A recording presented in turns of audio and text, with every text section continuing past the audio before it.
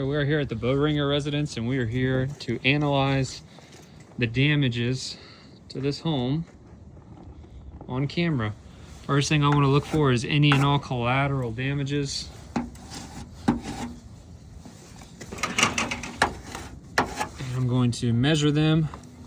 It's important that I measure these diameter to determine a pattern or consistency of some sort of pattern amongst the hits. Okay, looks like we have about 1/2 inch in diameter there. I believe the hail was much larger reported. One other thing I want to point out is on this side, you can see that the gutters have been pushed inward by hits, where on this side, they have been pushed outward by hits coming to the inside of the gutter, speaking to the direction of the storm.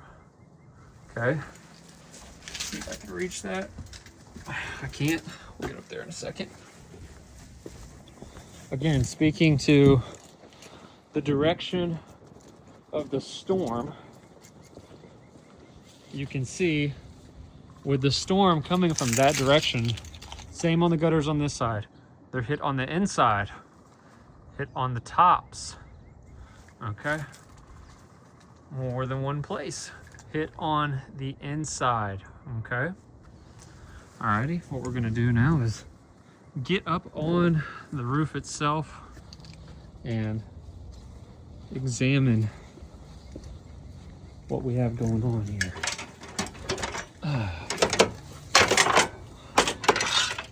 Okay, first thing that I want to bring up, spatter on the roof. All these white dots, spatter. You can see here, okay? That's a spatter hit from hail. And if I measure, it's coming out to 3/4 inches to 1 inch, okay? Spatter, 3/4 inches to 1 inch. Spatter, 3/4 inches to 1 inch, all right? So we're getting a good idea measuring the size, 3/4 inch to 1 inch, of the hail that hit this roof. 3/4 inch to 1 inch in that area. Again, some more spatter here on this front-facing slope where it had algae, and it struck the algae, removing the oxidized stains. Made my shadow 3/4 inch to 1 inch. That's self-explanatory right there, 1 inch. That was a big boy. Okay, so we're seeing a pattern, consistency, a pattern, okay?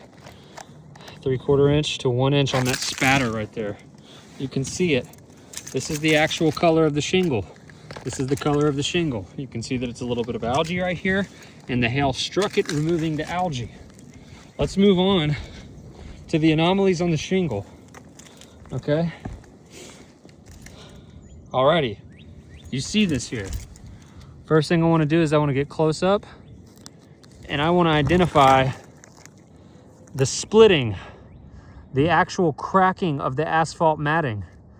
That fiberglass is exposed because the asphalt was bruised. It was pushed in by an outward substance, outward impact into the shingle, breaking the asphalt. You can clearly see the granules are embedded into this shingle. They're embedded into the asphalt mat. The asphalt mat has broken and cracked, exposing the fiberglass matting, okay? What I want to do is I'm going to take my tool, and I want to see something. There you have it, folks. 3/4 inch to 1 inch, 1 inch. Let's look at all of these other anomalies. 1 inch, 1 inch, 1 inch. You're starting to see a pattern here. 1 inch, 1 inch, 1 inch. So far what we have is the hits on the shingles, 1 inch, are matching the hits on the spatter. Same size, 1 inch. What's important to note here, ladies and gentlemen, whoever's reviewing this claim, that the chances of that happening naturally from wear and tear are 1 in millions, okay? Because the reality is this roof is not going to age at the same rate or wear and tear at the same rate And it's virtually impossible that all of those anomalies would be falling within the same size as the reported loss state, the same hail size on the data loss as the spatter on the hits, and more importantly, on the collateral damages on our soft metals. Let's take a look here. Okay, we have some pretty evident dents into these shingles. Well, what do you know? It's coming out to an inch, okay? No surprises there, at least not on my end. Looks like somebody marked this up not very well. What we're gonna do, take my chalk. I love this yellow chalk, look at that right there. These are things that the Seek Now or whoever was here, an adjuster, missed, that they're not getting, and making a coverage decision that could be wrong as a result. Look at that. Did a measly couple marks there. Not a proper investigation, okay? We look here at these evident dents into this chimney pan, which now we can agree, in all likelihood, once measuring, was caused by the same loss. We're measuring within that 1 inch percentile. 1 inch, 3/4 inch, 1 inch. Ladies and gentlemen, whoever's reviewing this, this is undoubtedly caused by hail. There's too many signs of the same types of damages going on, okay? Now, I want to speak to the wear and tear on this roof, because obviously an older 3-tab, it has some. And I would like to use this as a learning opportunity for whoever's reviewing this. Here is blistering. This is an example of wear and tear. What I've shown on the roof so far has been hits from hail, impacts. This would be wear and tear. Now, if you remember the beginning of the video when I gave a close-up of those impacts, what do you not see here? First and most importantly, what I'd like to point out about this blistering is there is no asphalt matting.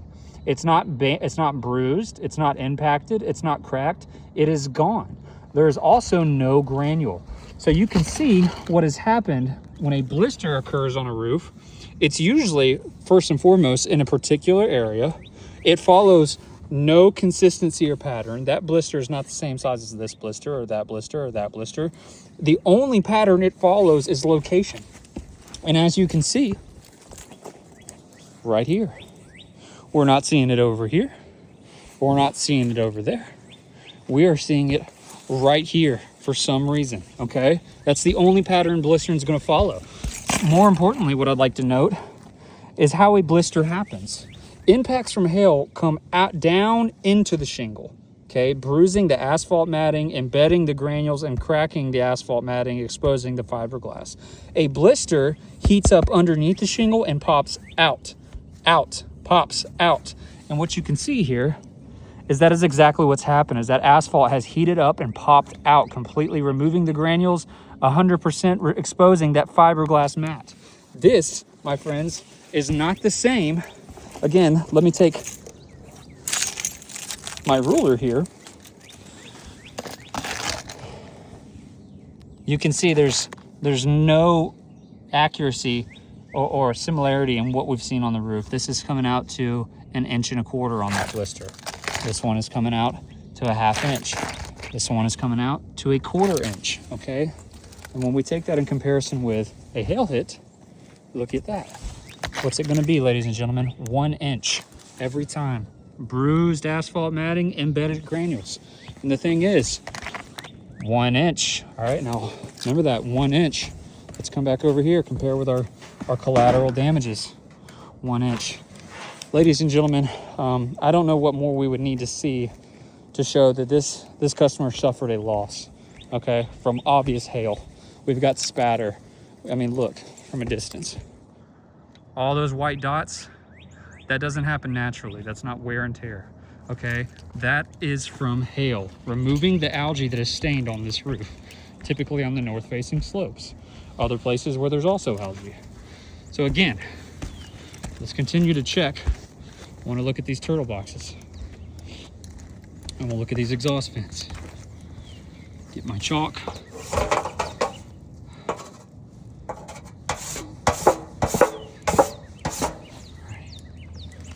that one right there. 1 inch. 1 inch. 1 inch. 1 inch. Oh, look, we found some more blistering. Blistering here. Notice how the blistering affects the shingle, okay? Consistency. That's how we get better at working these claims on both sides, adjuster side and contractor. No asphalt. No asphalt present, fiberglass exposed, no granules embedded, completely popped out, and following a pattern. Both are gonna follow a pattern. This follows a pattern locationally when it comes to blistering. Look there, here, here, here. There's something about this valley that's causing it to blister here. And same with the hail. It follows a pattern. Focus, focus. 1 inch, 1 inch. Let's see what we got over here. Try not to fall. Got some tree cover on this one. Just want to keep showing there's wind. All right, let's take a look here. 1 inch, focus. 1 inch. Again, I want to reiterate, it is virtually impossible that the storm data would show a hail date occurred here on the 6th of September 2025 that is the same size of what we are measuring on the metals, on the spatter, on the shingles. All of it is measuring up to the same size. The likelihood that this damage that you're seeing is not hail is impossible. The likelihood that it is wear and tear is impossible. I've now shown you the difference between blistering and obvious impacts to the shingle. Okay, so I don't know if somebody just had a unexperienced climber up here or something, or maybe we got the claims mixed up. This couldn't be more obvious. All right, again, spatter. So what do we know from spatter? We know that the hail was dense enough to remove an oxidized layer of algae off of this roof, to remove the staining. And so if the hail, which by the way, I'm gonna keep making a point of measuring these. Let's see what size that spatter hit is right there. Wow, 1 inch. 1 inch. Okay, so if the hail is dense enough to remove an oxidized layer of algae off this roof, who's to say that the same exact measurement of the loss, the reported hail, 1 inch, as the spatter, as the metal? You see that? You see the embedded granules? You see how the fiberglass is cracked? Huge difference. Huge difference how the blistering in this looks. You can see broken asphalt matting, not missing asphalt matting. So as always, we thank you guys for your time.